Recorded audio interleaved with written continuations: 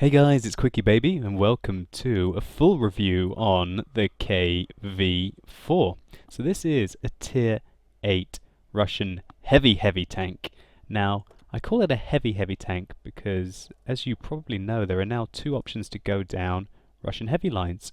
You've got the path through the KV-1S and then the IS, which are generally faster tanks and which are more lightly armoured.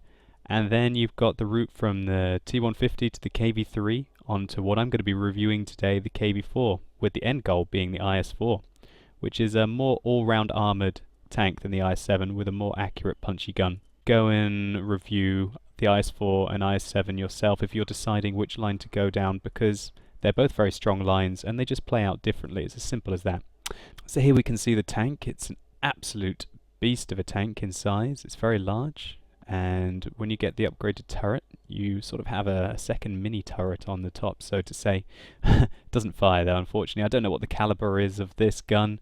Maybe someone can post in the comments below. I'm going to be reviewing this with the upgraded gun that you can see here, the 107mm gun, which is very unique. Why is it unique?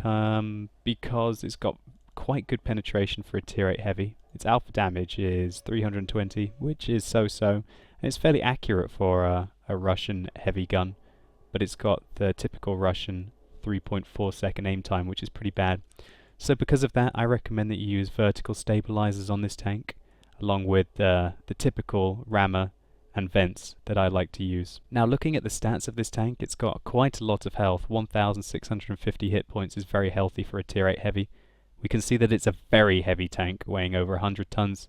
This means that it's pretty much capable of ramming very well into other tanks, and also if enemy tanks do ram into you, then they take quite a lot of damage as well. Now, all this weight, you're going to be thinking, I need a pretty good engine to be able to carry it around. Now, the stock engine has 1,000 horsepower, which means that this tank will be very slow with the stock engine, and getting the upgraded engine does provide a significant boost to the tank, but I do not have it yet personally. Now, the speed limit of the tank is 30 kilometers an hour, as we can see here, which is very healthy, and this allows this tank to do some significant ram damage if it can get up to that speed. Its traverse speed is horrific, even with the upgraded tracks of 18 degrees a second. This means that this thing is a lumbering beast, which you won't be able to maneuver very quickly in. Now, to talk about the highlight of this tank, its ridiculous armor. 180mm at the front, 150 at the side.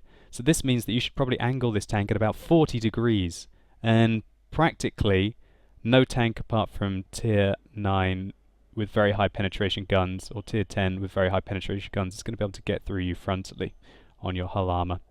So if you're engaging one of these, you should probably aim for the weak turret, which is your best chance to go in if you've got a 200mm gun, if he's pointing his turret straight at you.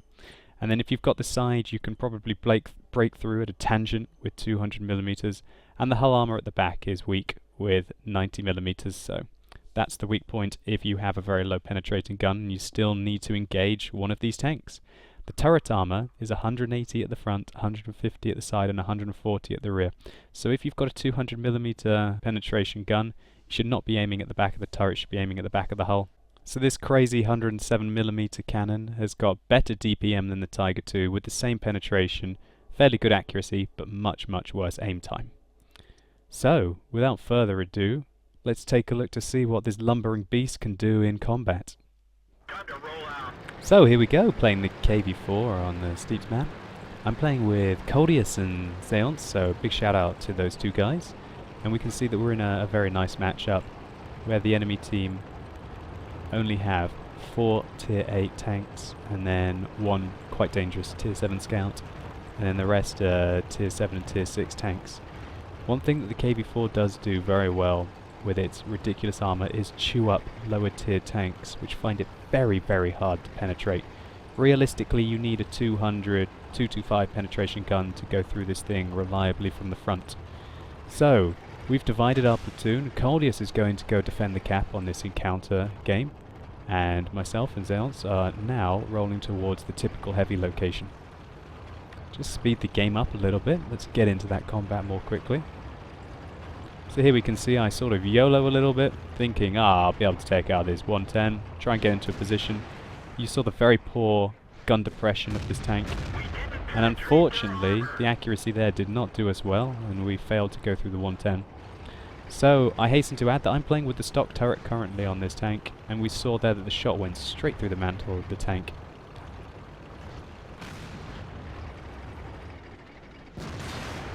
I only recently upgraded the turret. And the upgraded turret provides quite a nice rate of fire increase for this 107mm cannon, so I recommend getting it as quickly as you can. So, we can see there's two 110s against us. Again, look at the poor gun depression of this tank. I'm trying to bounce him with my frontal hull armor there. As you can see, I bounced both shots, which allows us to advance our position, to start to put the pressure on the enemy. That's not a penetrating shot yet. I want to track him, I want to retrack him, and there we go, there's a retrack. So, Zeon's put another shot into his track. We've got him completely stuck now. I retrack him. And he goes down. Now there's a tier 7 TD against us. This tank really does punish lower tier tanks.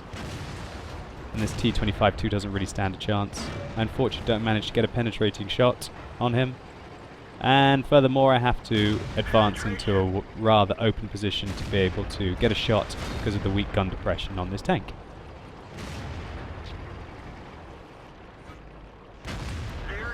Here we can see we're just slowly chewing up the 110, and he goes down. So, brilliant result. We've taken out two of the enemy's tier 8 heavy tanks for not that much of a loss ourselves. And I took a hit from one of the artillery there. Quite a significant hit for 300 damage. That's a nice shell by the artillery. Going to speed up the game a little bit. We can see that there's a WZ-131 behind us, but we don't have time to mess around with him. Coldius was telling us that the other flank was having a very hard time. And here we can see the dubious accuracy of the KV-4. Well, not so much the accuracy, it's just the horrific aim time, so I wasn't able to aim fully there. So, I managed to pick up the kill that time though with a lucky accuracy roll. So Coldius is man mode handling the other flank. Myself and Zeonce are now trying to rush across to be able to help him out. Zeonce gets a very nice shot on the Su-152 there. It sounds like the 152 shot him with an HE round or a premium round. You can see a tier 4 T-28. I'm wondering what he's doing. Signing up. Must have signed up with a scout. Yes, he signed up with his M5A1 scout friend. Zeonce clearly takes out that Su-152 on the move. So we've got a bit of a situation here. We've got myself, a Lerve, and an IS, and Zeonce left alive. And they have quite a few tanks on, quite a lot of health. We can see a T-28. I get tracked, otherwise I really wouldn't have stopped to shoot this guy. The Tiger II hit my track frontally and took me out. And he does it again, which was quite surprising for me. Fortunately, our shot does not go in on his lower plate. I re-angle my tank. I think I gave him too much of my side armor there, and he was shooting my side armor. And I load a premium round, because I wanted to kill that Tiger II before I died. Yes. I think the reason why the Tiger II was able to pen me there is because I probably angled at 45 degrees, which gave him too much of my side armor. You want to angle at about 40 degrees to protect your slightly weaker side armor. Here we can see I go in. I don't fire because Z takes out the Tiger cleanly. And really, I'm not too worried about the KV-1S being able to pen me here. He'd have to load a premium round and hit my lower plate to really be able to go in. And right now, the pressure's now completely on the enemy team after we've taken out their Tiger II. I try and snipe his turret, I miss, and he manages to get a nice shot on the rear of my tank because I was poorly angling the armor on this tank again. So I decide to help Z with the KV-1S instead. I don't really need to be firing these premium rounds here. Could be firing regular rounds. But this game's pretty close. And there we see Z picks up a top gun. And now the game's looking firmly in our control. As long as we manage to take out this T-34-1. And there we go, straight through his turret. So now we know there's an M5A1 Stuart and a WZ-131 left. Don't really know where the Stuart is, but all he can really be doing is spotting. That WZ-131 is the priority right now. Having the same availability of gun as a Type 59, I think, off the top of my head, he's still a significant threat to us, especially considering we're on such low health. So we've spotted him. I prepare to line up a shot. He foolishly doesn't really focus on me, and I manage to take him out. So going to speed up the game here a little bit. We decide to not go hunting for the M5A1.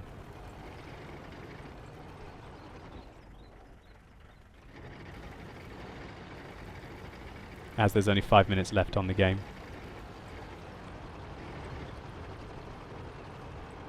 I decide to go and take a look over here, as this is where the T-28 died, and I realised he's in a platoon with him, and bingo, that's a bingo, we found out where the sneaky Stuart is. I aim in front of him, and then fail to hit him because he crashes into a rock. I gave too much lead. Here you can see I plant a shell into him, and he rams himself to death on me, killing me as well. It was absolutely ridiculous. I could not believe it, that I was rammed to death in a 100-ton tank by an M4 Stuart. But thankfully, as you guys are going to see, it was quite a good result for us. So here's a slow action replay for you of that moment.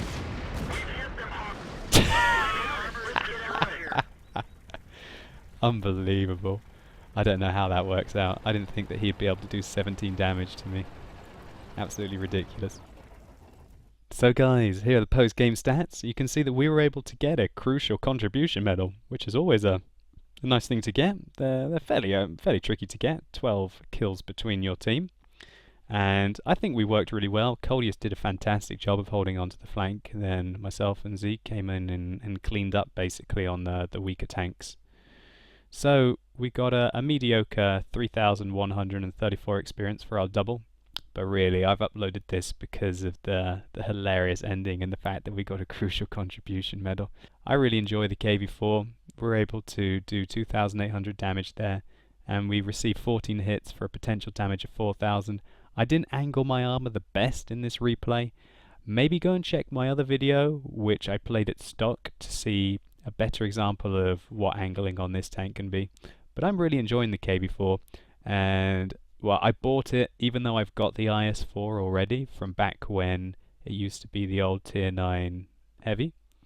So I've decided to try out the KV-4 because of its unique armor potential, and I think also with the top gun it can just constantly keep wearing away at tanks and hopefully use its good armor to be able to weather the storm. So guys, I hope you've appreciated the video. If you've liked it, then think about rating it below. Leave me a comment. Tell me what you think about the KV-4, and more importantly, what you think about that Stuart getting such an awesome kamikaze medal on a Tier 8 107-ton KV-4 tank. How ridiculous is that? Anyway guys, as always, it's been awesome. Good luck on the battlefield, and hopefully I'll catch you on my live streams, twitch.tv/QuickyBaby on Tuesdays, Thursdays and Sundays. Thanks a lot guys. See you later.